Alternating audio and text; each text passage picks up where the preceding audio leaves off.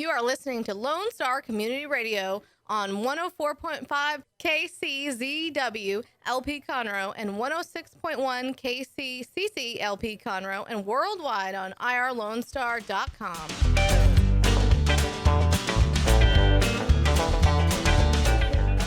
Extension Hour, Texas A&M AgriLife Extension Service, all about our people, our programs, our partnerships. It's what we talk about on the Extension Hour because we do lots of cool things, and sometimes people don't always realize everything when we do, so we like to highlight those kinds of things. So I'm Amy Ressler, County Extension Agent, Family and Community Health, and I've got two lovely guests with me here today.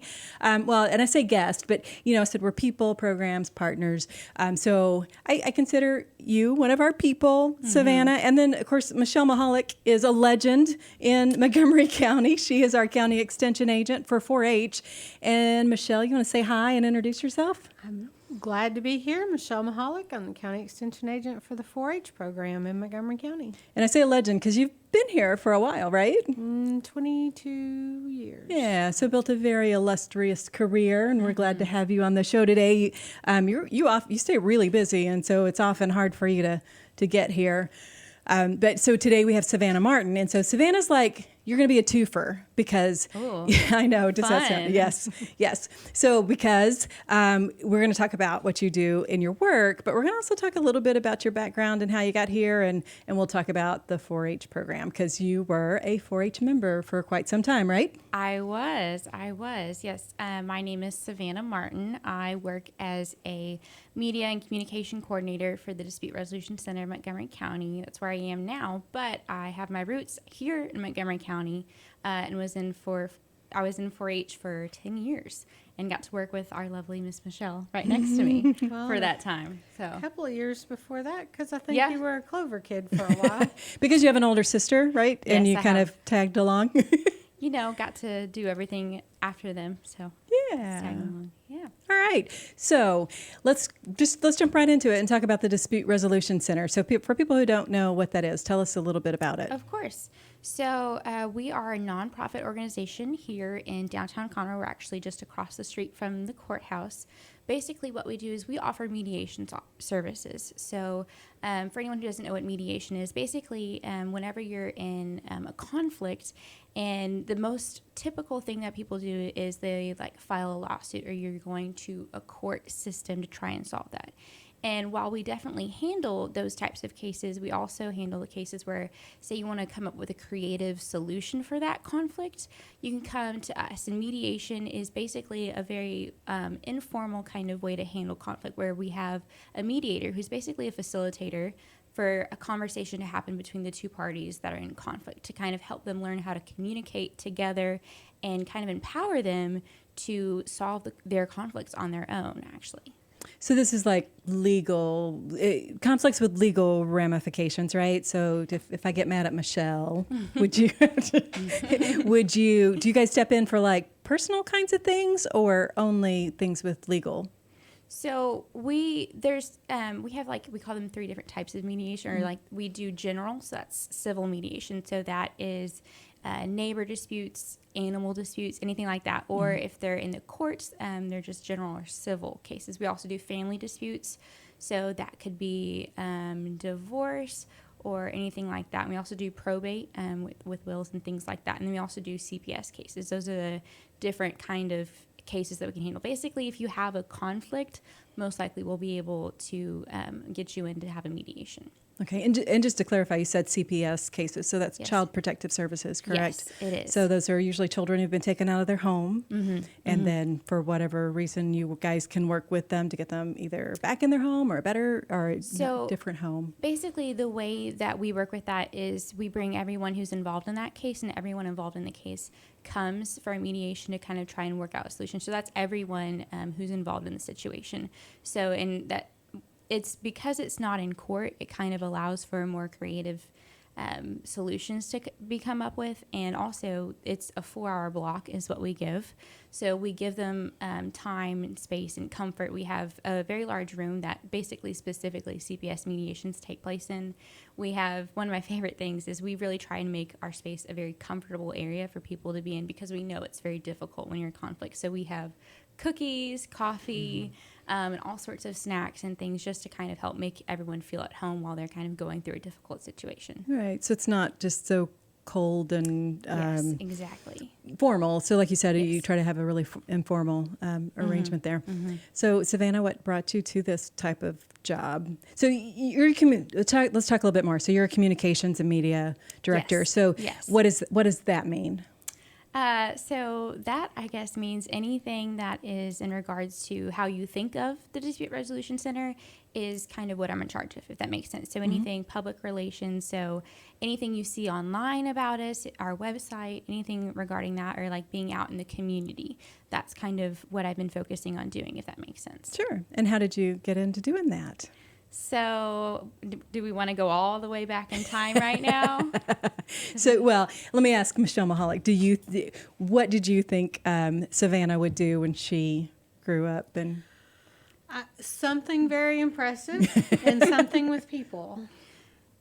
Very people-oriented and interactive and very caring. So it seems like the perfect job for her right now. so, yeah, how far do you want to go back?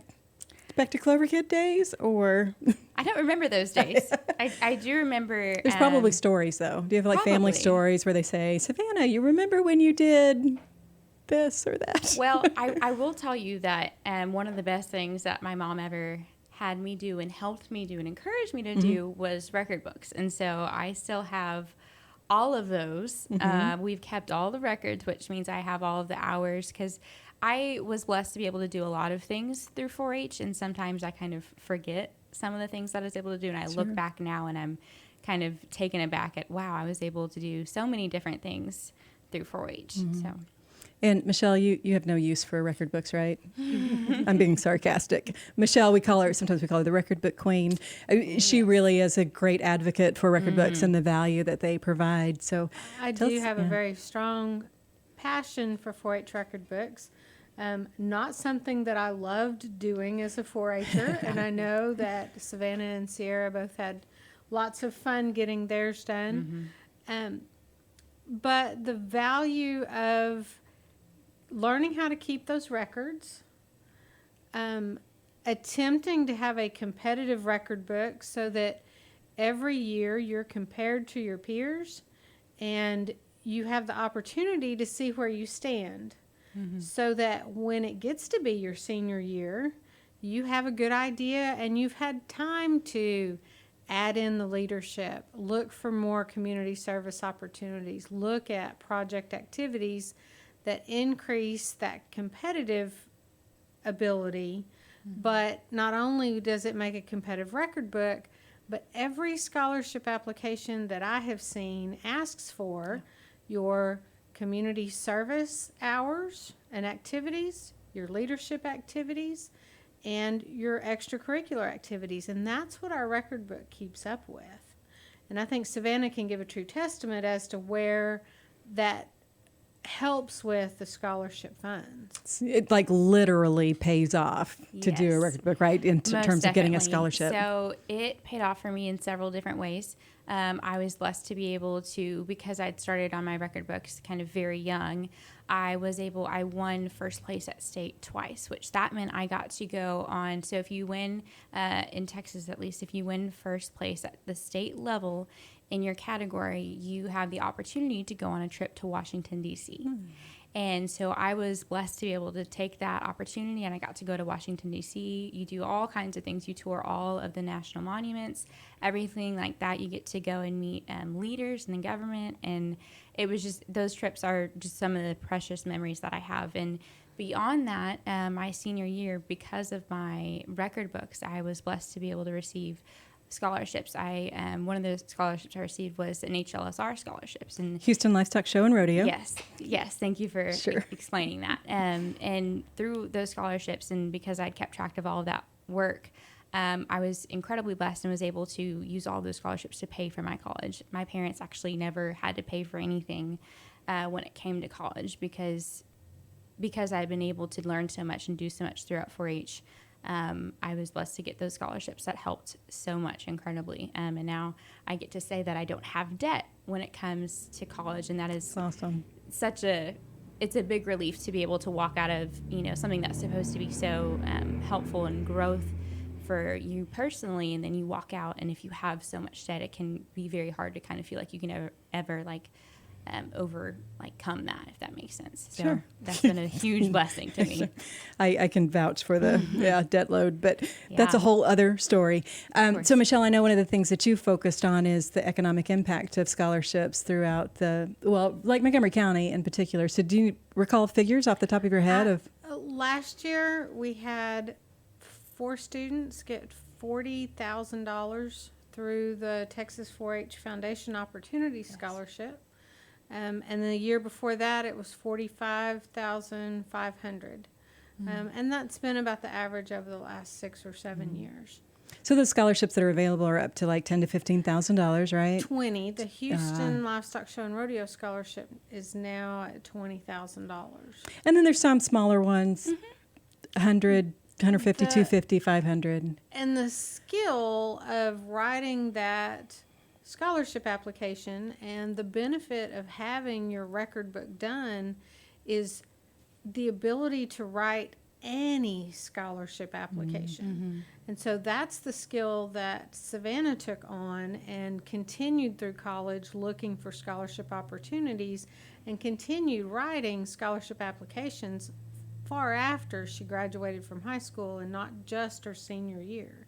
So that's the skill that she carried forward. And do you use that in grant writing and that sort of thing in your job now? I do. I most definitely do. I still use, and I keep that record keeping. That's been a big part of even my life, is I have that habit ingrained in me now of when I do something or something happens within even my organization, I take note of it and I write it down and I print it out and I keep it somewhere, because those are just very important things to look back on. But my writing was definitely very much improved upon, because through the record books you go through judging at the county, district, and state level, and you get feedback. And that feedback really helped me to improve my record book and improve my writing to something that was competitive. Yeah. And I'm thinking there's probably a connection between that judging and feedback and dispute resolutions. And I want to explore that a little bit further, but we're going to take a little bit of a break. We'll be back in just a few minutes, but we are listening to the Extension Hour right here on Lone Star Radio, 104.5 and 106.1. And Savannah, all your friends and family can go back and watch this if they're missing it like right now, because it's going to be podcast and recorded. So you can, look at the camera and say, hey, fam, hey, friends. Hi. And we'll be right back.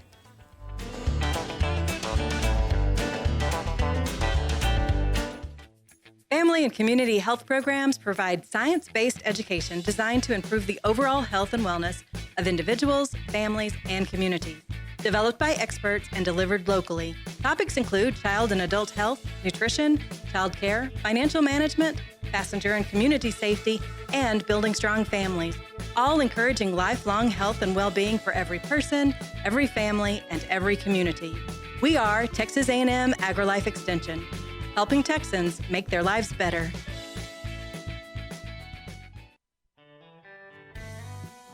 Our talk shows and music shows are looking for sponsors. Want to expand your brand awareness? Reach the hyper-local audience in Montgomery County?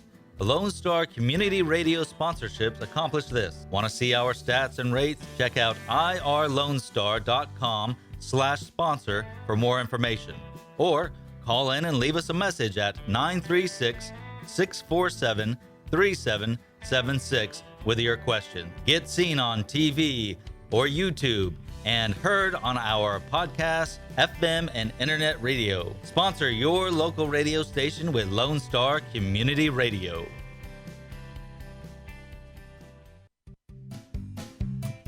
Health Center Southeast Texas is a federally qualified health center. We accept Medicare, Medicaid, and most major private insurances. For our self-pay patients, we have a sliding scale discount program available. Our health centers have qualified providers and staff striving every day to provide the best quality of care to our patients. Services offered are family medicine, behavioral health services, telepsychiatry, and pediatrics. We have 4 area locations. Look up the Health Center Southeast Texas online at hcset.com.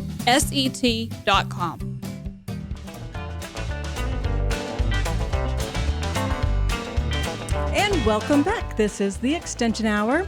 Texas A&M AgriLife Extension Service, people, programs, partnerships, all the great things that we do in Extension, and the wonderful people that we have that we get to celebrate with their successes, and fun to watch them grow up. So I know you kind of get tired of, oh, Savannah, you've grown up so much. Look at what you, but it's really cool. And like for us who have been in Extension for a while, it's always awesome to see the success that 4-H members are able to achieve. And so I know, there's one 4-H member that I had in another county, and I remember the very first time she did a food show, the child would not talk. She just had a really difficult time even expressing anything. She had and she wanted to, and she tried, but it was just, it was very difficult for her because she was really shy. But by the time she graduated from high school, she reminds me a little bit of you. She was just able to achieve so much and overcome so much. Do you see the same thing, Michelle? I see exactly the same thing. Yep. Did you see that in Savannah? Yes. Yep. So Savannah, Yes. do you tell us about your very first experience? So, and I know this because it lasted until my senior year. I got to say that and go back to when I was 8 years old. I remember very vividly, I was very shy. I hated talking to people. I hated doing anything in public. It was not my thing. People just kind of terrified me. They still terrify me. But then I got a dog and I started doing the dog project. And I learned how to communicate first with my dog, kind of, and then I started having to do, or was encouraged to do, leading the pledge, saying the prayer, and things like that within my club. And after doing that, repeatedly, and because it's kind of a warm and welcoming environment where everyone's going to be nice, even if you stumble 5 times, it allowed me to kind of grow and kind of blossom from there to where now I can come on this and be okay. Right. So, and your job is communications. yes, my job is now communicating with people, which, I'm very grateful that I was able to be in 4-H and kind of sometimes think about if I hadn't had that opportunity to get around other people and be encouraged to speak and be in leadership positions that allow me to grow those capabilities, where would I be? So I'm just very grateful. Yeah. And before we went to the break, we were talking about the scholarships that you received enabled you to pay for all of your college without having to take out debt. Yes. And Michelle was talking about the record books and the value in filling out scholarship applications. So there's actually a training coming up, right, for people who might be interested in that. We're doing a scholarship training next Thursday night. We'll be highlighting the Texas 4-H Foundation scholarship, but we also talk about helpful hints and suggestions and where to find scholarships and how to fill stuff out. So it'll be pretty broad, and we strongly encourage our 4-H members that are in high school to come. But I also would encourage junior high and high school to come and visit with us and go through that training to kind of get an idea of what they're going to be looking at. What breaks my heart is to have a senior come to me and want help with their scholarship, and we sit down and look at, okay, what kind of community service have you done? What kind of leadership activities have you participated in? How have you led your group? How have you made things better? And because they haven't been keeping up with those records, they didn't know they needed those things, and they are out of time to be able to build those kinds of things in their schedule and look for those activities. So at worst case scenario, if they can come to me as a junior and we sit down and have that conversation, then they have at least a year to try to pack in a few things that help in those areas, and looking for those leadership or creating those leadership opportunities for themselves. Yeah. And so the other thing that I think is pretty awesome about the 4-H program is it kind of gives you a safe environment. You talked about that, how encouraging and warm it is usually. And but also it kind of gives you an excuse, if you need one, to do community service. I remember when my daughter was in 4-H, she called up a organization or a company or something, and she asked to do community service, and they were like, "Why do you want to do community service? You're not a bad kid. You're not in trouble, because some folks associate that it's like a punishment, but obviously so much more than that, and that's a whole other topic that we could probably go on. But it just gives her a reason, gives 4-H members a reason to ask to help, and then the value of helping others, and like you've mentioned, it allows you works right into your adult life, teaches you great life skills so that you are already accustomed to wanting to help others and helping others and getting results from that. Yeah, most definitely. I remember very vividly, and I'm sure Miss Michelle does too. There was quite a few times I was blessed to be able to hold some leadership positions, both in my club and at the county level. And there was things that I just saw, especially in our community, that there was needs that weren't being met, and was able to create community service projects and actually reach out to everyone in the community, not just those in 4-H, to try and raise awareness or do donation drives. Like we did a book drive. One time I did a flip-flop drive there's an organization here in Conroe for the homeless, and a lot of them don't have shoes in the summer, and flip-flops are the things that they need. And because I was in 4-H and had a place to go and tell other people who had the same passions of helping other people, hey, this is a need that we, even though we're still technically children, we can help meet this need in our community. Yeah. And that's just such an indescribable feeling of being able to, because it makes you look at the world a bit differently. Sometimes when you look at the world in a way that you can serve others, of how can I serve someone else today, that changes your worldview. It changes like just the way you kind of perceive yourself as well. Because when you look at it and you are going throughout the day with how can I help meet someone else's needs today, it's just incredibly changing. Yeah. I've been doing some work with the Behavioral Health and Suicide Prevention Task Force. And one of the things that helps in terms of mental health is helping other people. So, it's just wonderful to see that some people don't even have, you don't have to get to that point, but just what you're saying, you can see that the world's bigger than just you, and that you can help other people and you can make a difference. Do you have anything you want to add to that, Michelle? One of Savannah's focuses was community service, and hundreds and hundreds of hours of community service in the years that she spent with us. And at the state level too, there were some activities that were very widespread. So it's exciting to see her continue that. Yeah, helping other people. So like the Dispute Resolution Center. So that's where we were saying that you work now. So you were telling us a little bit in the first segment about what the dispute resolution does, and basically it's mediation. So tell us, what are some of the benefits of mediation? Of course. Yeah. So, and I want to explain that part of the reason I even came back to Conroe, because I always wanted to, was I always knew that I wanted to be in a position where I was helping people. And so when I actually interned for the DRC first last summer, and then was able to come back full time, and because I knew I'd be able to help people, and that was just such a big thing for me. And because mediation, there's so many different benefits to it. Like you were saying, there's limited cost for us. We have a set fee schedule for everyone, and if there's an issue and you cannot pay, we accept, it's called an AIP, it's an affidavit of inability to pay. We accept that, and then you don't have to pay for mediation, if that makes sense. So there's limited cost. Confidentiality is a big thing for a lot of people. For example, if you go into court, everything for the most part is public record, and anyone can come in and sit down and hear your court case. And sometimes read it later, right? Yes, I mean, you can look up. It's public record. Yeah. You can look up and find everything. So, air your dirty laundry that way. Yes, mediation allows, because everything that comes out in mediation, if it comes out there, that is confidential. It doesn't get to come out anywhere else. And anyone working at the DRC or the mediator, they actually can't ever even be subpoenaed to go into court.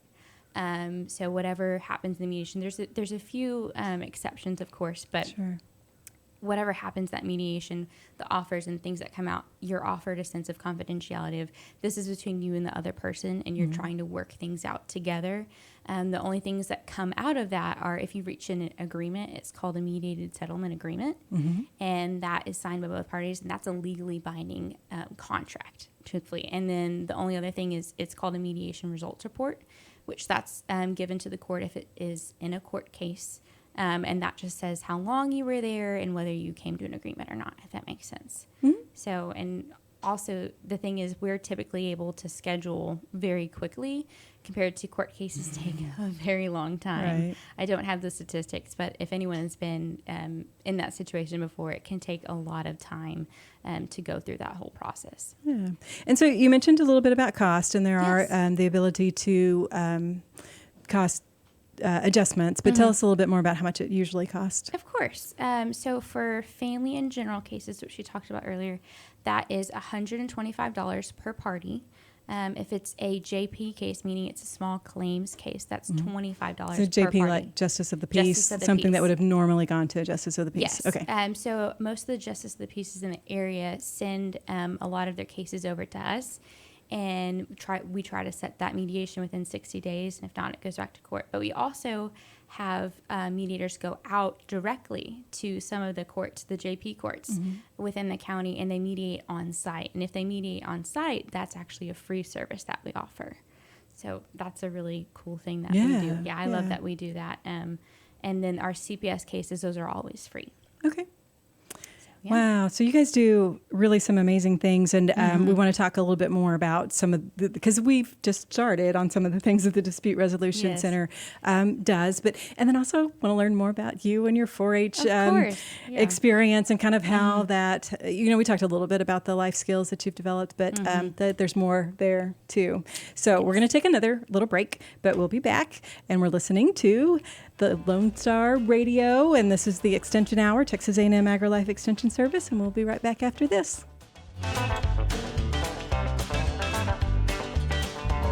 You're going to need me. You're going to need us. All of us. You're going to need our help with your water, your air, your food. You're going to need our determination, our compassion. You're going to need the next generation of leaders to face the challenges the future will bring. And we promise we'll be there when you need us. Today, 4-H is growing the next generation of leaders.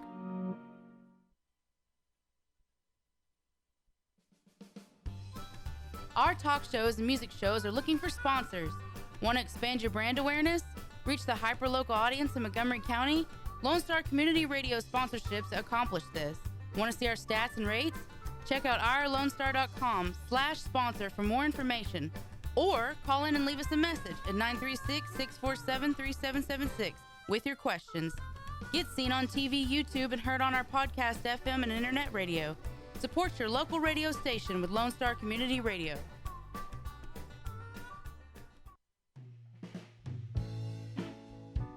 Are you interested in learning more about preparing quick, healthy, and safe meals for your family? Would you like to spend time with others learning tips and tricks, along with practicing and tasting nutritious food? If so, the On the Road to Healthy Living Mobile Cooking School is for you.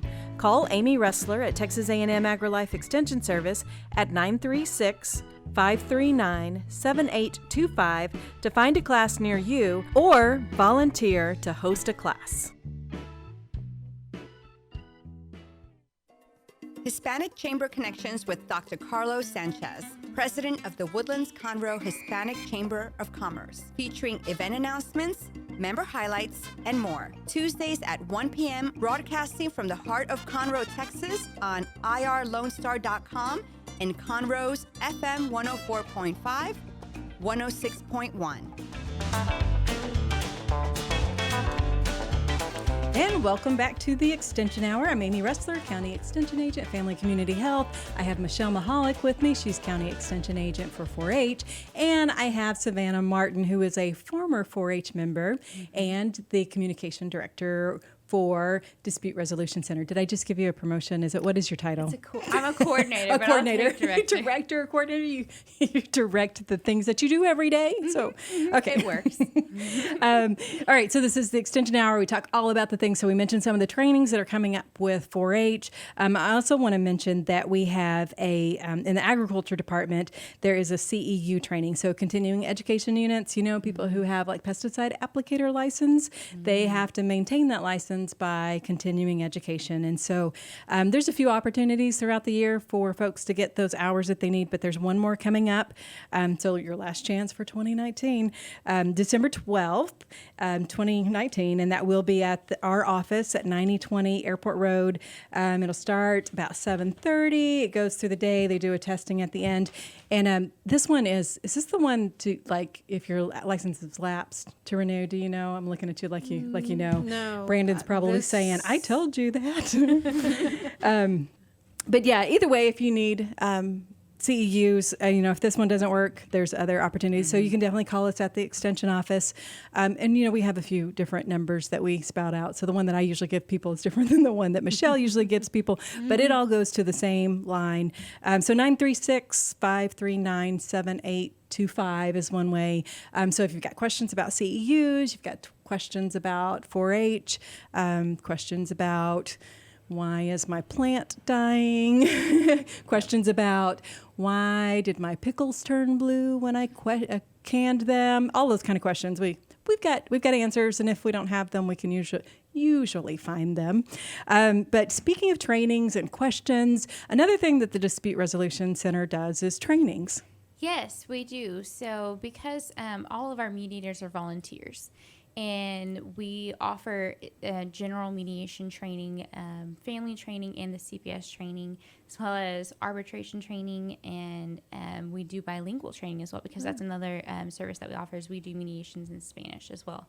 And those we schedule out throughout the year. So we do a general one, that's a 40-hour training, and you go through everything it takes to kind of be a mediator, and you learn how to be an impartial bystander in a conversation, kind of help and direct communication, which is something that a lot of our volunteers have said how much has impacted them, not even just to be a mediator, but because you're learning how to communicate and you're learning how to handle conflict yourself. So a lot of them have found that it helps their professional career and it helps their family life a lot as well when you're learning how to do those things and handle conflict well. So yeah, because conflict is one of those, people get really emotional, and when there's emotions involved, usually it's harder to think through things really clearly. So you're saying these trainings kind of teach people to remove themselves from the emotion and just really look at it more factually? Yes, most definitely. You kind of learn conflict styles, because there are different styles of how you handle conflict. There's so much you learn in that course. It's hard to even begin to describe what you learn. Sure. But the basics are you're learning how to communicate effectively, how to kind of sense what each person in the room needs, if that makes sense, because one of the goals as a mediator is to bring everyone up to a level playing field, if that makes sense. So when there's power in situations, one of the main things that they're trying to do is level out that power and make sure that everyone has an equally strong voice in the mediation, if that makes sense. So that's one of the big things that they kind of learn about in that training. So how long does that training take? So because it's a 40-hour training, we haven't set up our schedule, and we've done it differently a few times. So you'll have to kind of check back for when we have that training schedule. I believe we've done it in 2 days, and then another 2 days the following week before, I believe. So so 40 hours, that's 40 hours. So 4 10-hour days is a possibility for the training? 4 10-hour days is a possibility. So. Okay.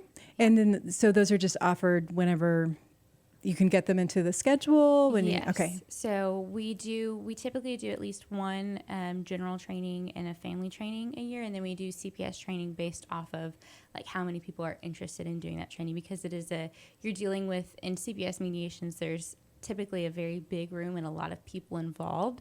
So you have to be able to handle that situation and kind of make sure, again, that everyone has an equal chance to talk, if that makes sense. Right. So if someone wanted to be trained to be a mediator, they just call you and put their name on a list so that they can be notified when things come up? Basically, that's exactly what you do.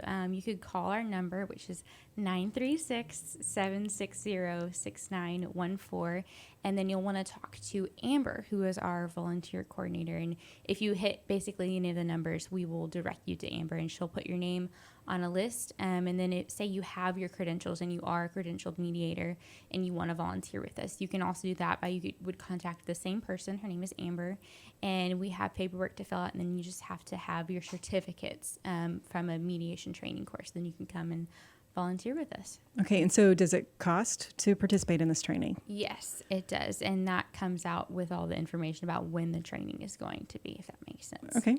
And then once you have gone through the training and you get your credentials, are there expectations for like payback time, like with our master gardeners, right? They go through training, they go through an internship, and then they, in order to maintain their master gardener status, then they have to continue to give back. So they do payback hours. Gotcha. Yeah. So we are not expecting anyone, if that makes sense. We welcome anyone who would love to come in. They're coming to the training for the purpose of volunteering with us, but we also offer it as a service for anyone who just wants to work on their communication skills and kind of improve themselves and add that to their resume. But a lot of the people who do go through the training do end up coming to us and volunteering because it's a safe space kind of to do that. We ask that everyone who comes, you observe mediations before you ever mediate by yourself, and you observe, then you co-mediate, so you have another experienced mediator, and then after we've gone over everything we've talked through, and if you don't have any questions, then you'll mediate on your own, and kind of we work with you on a case-by-case basis to see if it takes you longer to be comfortable meeting on your own, then we're fine. If you just want to co-mediate, we're very flexible when it comes to how you can volunteer, if that makes sense. But there's always work to be done. So if someone wanted to volunteer, do you feel like you have enough, or do you need more mediators, or?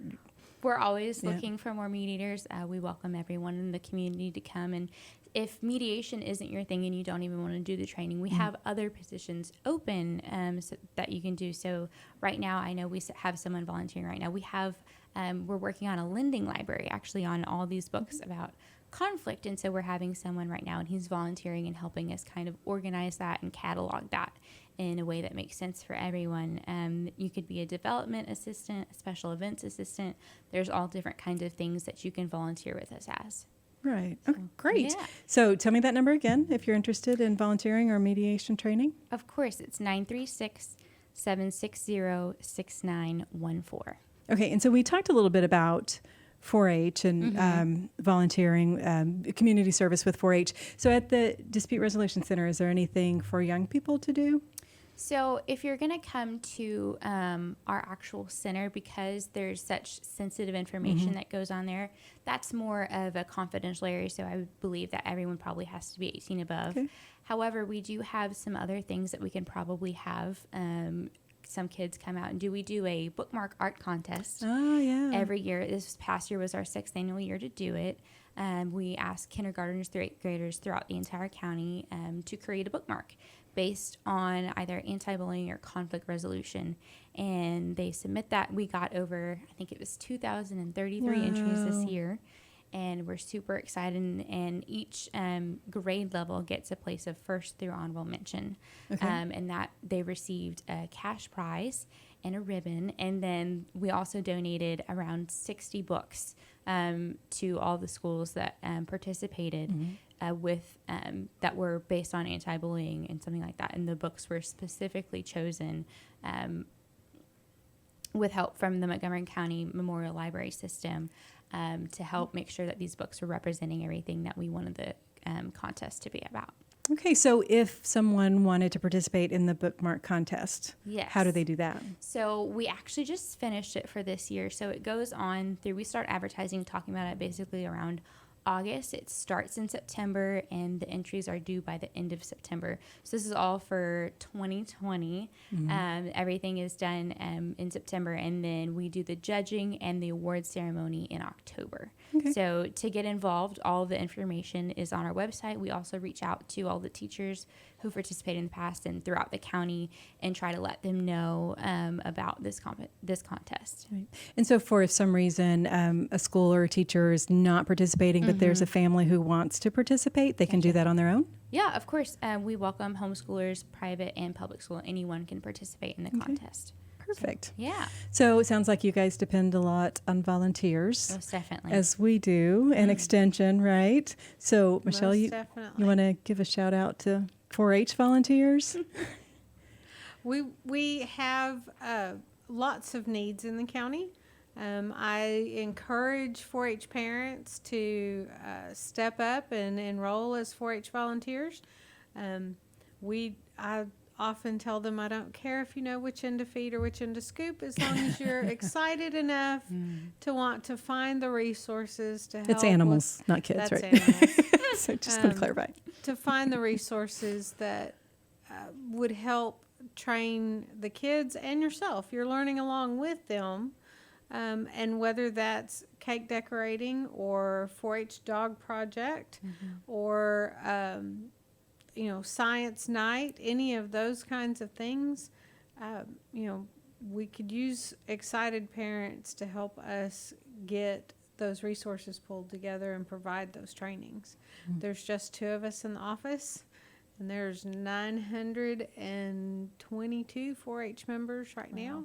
So a lot of need for excited volunteers to help train. And speaking of excited volunteers, Holly Martin, Mrs. Martin, aka Savannah's mom. My mom. She's one of our excited volunteers, right? Savannah has graduated from college, and she is the youngest. And so Mom Holly is still volunteering with the 4-H program. She's a member of our finance committee. And is our record book guru. She has a very strong belief in the record book system and the record book program. And I'll do basic trainings and a little bit of an advanced training, and Holly will make individual appointments with 4-H members and spend about an hour at a time individually talking to each child about how to improve their record book, what they need to look for, how to reword things. Oh, by the way, yes, this counts as community service, or oh, yes, you need to get this in here as leadership. And that individual, hands-on, one-on-one kind of conversation with, she does it for 2 solid days and repeating the same thing again and again to every single family, but she has the passion for it, and so it makes it easy for her to do that. Yeah. Well, so when we met and we were talking about when we met at that Chamber of Commerce event, right? And you were telling me about your mom and how blessed you all were with receiving the scholarships, and your mom has that servant spirit of giving back. She does. Yeah. Yes. And I know Miss Michelle knows, and I know some of the parents that have come in with their children to learn about record books understand this, but my mom has just the biggest heart, and she cares so much for all of these 4-Hers. And I can tell you that even throughout the year when she hasn't seen them, she'll be and she'll be thinking of them or like talking about them. And whenever the results come out for those record books, she's on that website. She is waiting. She's refreshing. And she just screams with excitement whenever she gets to see anyone that she has helped place or that she knows. She just is so excited, and just because she's gotten to see, and the way she looks at it is she was blessed enough to be able to help us. And through that, she learned kind of how to do that. And she wants to share that knowledge with other families so that they can have the same opportunities that I did. Yeah, that's awesome. And like a lot of our 4-H volunteers, her biological children and her 4-H children, she talks about in the same breath. So her 4-H kids are her kids too. And we have a lot of active volunteers that this is one big family. It's a county family, it's a district family, it's a state family, and it's a national family to be a 4-H member and a part of that. Yeah. And another thing I think about in Montgomery County is just there's so many opportunities here to volunteer. So either with the Dispute Resolution Center as a 4-H volunteer, and there's hundreds and hundreds of others. And I think a lot of the people in Montgomery County are very giving and giving their time to so many different good causes. So I want to talk more, though, about 4-H and how it led you to your career path. But we're going to take another little break, and we'll be back in just a few minutes with Savannah Martin and Michelle Mahalik. And this is the Extension Hour, and we'll be right back.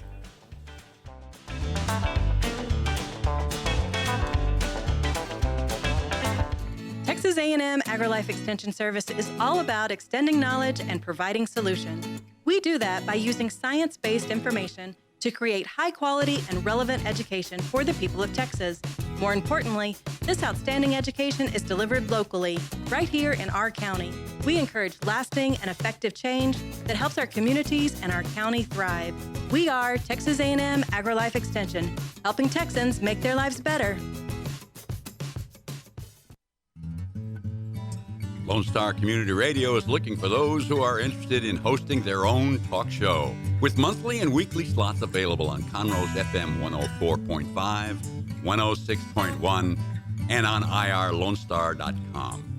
Start your own podcast, create your first YouTube channel, and be on TV. Contact Lone Star Community Radio online at irlonestar.com or call the station message line at 936-647-3776. Is there someone you know who is hooked on vintage aircraft? Follow the Commemorative Air Force and its fleet of World War II planes, including the mighty B-17 Flying Fortress Texas Raiders, which is based in Conroe, Texas. Texas Raiders tours locally and all around the United States, offering the public a chance to put their hands on aviation history. What could be a more perfect gift than a flight on a historic B-17? Taking to the sky on the iconic bomber is an experience that will never be forgotten. For the touring schedule, reservations, or more information, go to b17texasraiders.org or call 855-FLY-A-B-17.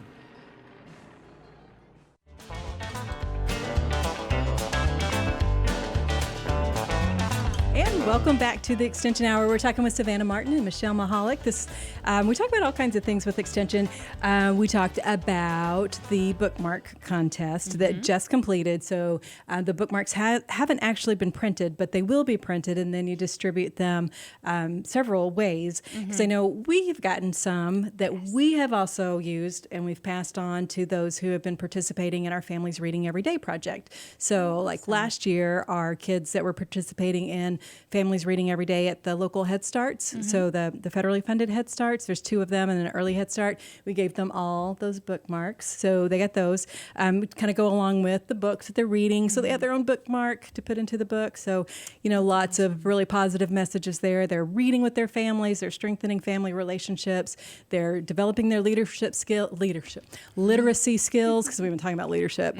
And then they're also learning anti-bullying messages, because it's never too young to start teaching people to be kind to each other. Exactly. So bookmarks are coming up, and they'll be printed. And there's another great recognition that the Dispute Resolution Center got, that before we get away, we want to make sure that we mention that. Yes, of course. So we were actually just designated as a 2019 Great Nonprofit. We were a 2018 Great Nonprofit as well. So we were very, very excited that we were chosen again this year, and very honored by that. And all the people who left reviews and everything like that, we're just very thankful for them to talk about us and explain why they enjoy volunteering with us or working with us. So how does that happen? How do you get selected as a great nonprofit? So Great Nonprofit is a site where people can go on and leave reviews, and it also checks a bunch of different things to make sure you're a legitimate nonprofit. And it looks at all of the reviews, and you could review it as a volunteer, as a board member, or as someone who has used our services. And we have reviews from all 3. And they look at it kind of on a year-by-year basis of how many people went on and reviewed, and then make a selection based off of that. Great. Okay, so we only have just a few minutes left. Yes. We've been talking about what you did in 4-H. You mentioned, so tell me some of the projects that you do. You did. Oh, goodness. Okay, so I did a lot of different projects. I was involved with clothing and textiles. I did a lot of sewing projects. I did a lot of food and nutrition. I competed in a few different arenas with that. And, oh, goodness, I raised chickens for 2 years. And then when my siblings aged out, I decided that I did not want to take care of 50 chickens on my own. So I didn't do chickens anymore. Those are some of the projects that I did. And then another big part, Ms. Michelle already mentioned that community service is one of my main focuses, but another main focus for me was leadership. And so I served both in my club. My first ever position was parliamentarian. And then I was secretary / community service officer and worked my way up from that, and then was actually president of the Montgomery County Council. And all of those leadership positions kind of helped me. They helped me get my first internship, which was here with State Representative Will Metcalf. And from that and from those experiences, I learned how to work with people and how to get internships and things like that to get the work experience that you need. That is so important in kind of, I don't want to say the real world, but it's very important when you get to an age where you have to have work experience to go along with the community service. And so leadership just translated really well for me into being able to take on projects and work with others. And even in school, it helped me a lot with group projects and things like that. So, yeah. So what I'm hearing you saying is your experience in 4-H and leadership really helped give you an advantage in your college career and your internship and then in your career now. Yeah. Yes, most definitely it did. So what kind of last thoughts would you want to leave? I guess my last thoughts is that I am very, very grateful for extension agents. I'm very grateful for Miss Michelle. I don't think I would be sitting right here in this seat right now if it were not for her and for my parents. And my other lasting thoughts is that finding a program, especially something like 4-H, to spend and invest your time in with your children, especially even as a parent, say you volunteer with them, those are times that you'll never regret that you spent with your children. And helping them get invested in projects and things like that. Those are things that I don't think you'll ever be able to regret, because it's spending time, it's teaching them these life skills that are so, so important and can greatly impact your life. Yeah. So. Any last thoughts you want to share, Michelle? I think Savannah covered it very well. So you're a great poster child for 4-H. Look what 4-H can do for you. And so, as we mentioned, if you're interested in 4-H, you can call the Extension office, 936-539-7825.